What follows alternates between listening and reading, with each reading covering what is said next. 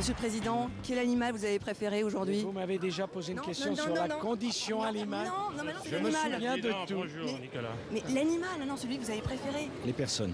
J'ai comme conception d'abord m'occuper des personnes. Des animaux, sans doute, bien sûr, mais enfin ma première préoccupation là, dans le moment où nous vivons, c'est de venir en urgence au soutien des personnes qui sont les plus en difficulté.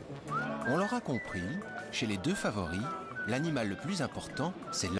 Nous leur devons à cet égard un comportement qui soit le comportement le plus digne et le plus respectueux possible. Voilà.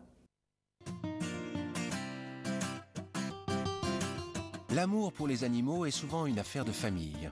Chez les Le Pen, ça se passe de père en fille. J'ai un chat qui s'appelle Zeus, j'ai un chat qui s'appelle Balou, et j'ai deux petits chats frères-sœurs qui s'appellent Artémis et Gavroche. En plus de ces 4 chats, il faut compter aussi 2 perruches et Major, un chien bâtard adopté à la SPA. Mais ça n'est pas fini. Et nous en récupérons un deuxième, bâtard aussi, qui va s'appeler Sergent et qui arrive d'ici quelques jours. Allez, Clovis, Vladi, allez, à la maison, allez, allez, venez. Oh là là, on fait la grasse matinée, là, hein? Allez. Mon père m'a fait un coup extraordinaire un jour.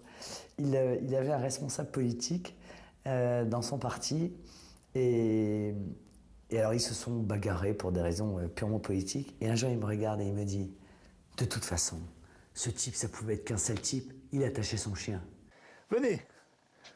Clovis, venez.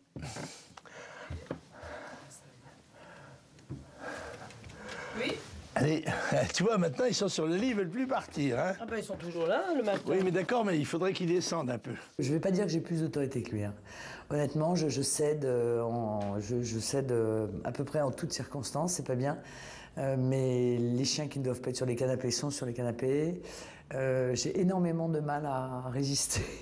Il y a des gens qui disent « Ah, mais moi, je veux pas que les chats dorment avec moi. » Mais alors, dans ces cas-là, moi, j'adore que les chats dorment avec moi. Je suis absolument ravi. Et quand j'ai les 4 en même temps, c'est merveilleux. Mais quand l'animal vient à disparaître, ce sont toujours des moments difficiles.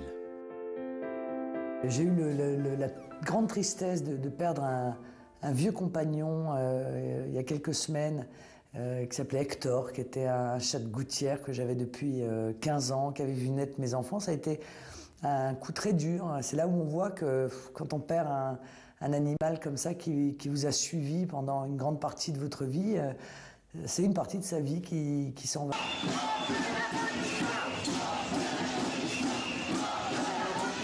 Les associations anti-corrida manifestent de plus en plus bruyamment chaque année. Elles demandent une loi d'interdiction. Ils sont venus de toutes les régions de France, ils sont même venus d'Europe pour nous soutenir. Les gens ne veulent plus de barbarie.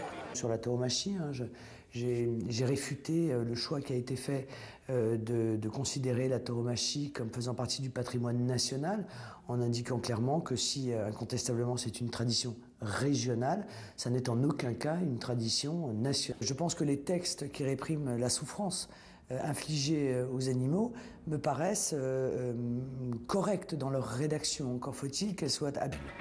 Il est vrai que l'absence totale, par exemple, de contrôle aux frontières, et notamment du contrôle de la circulation, ne permet pas d'effectuer les contrôles que nous devrions faire sur le transport des animaux, la manière dont ils sont transportés.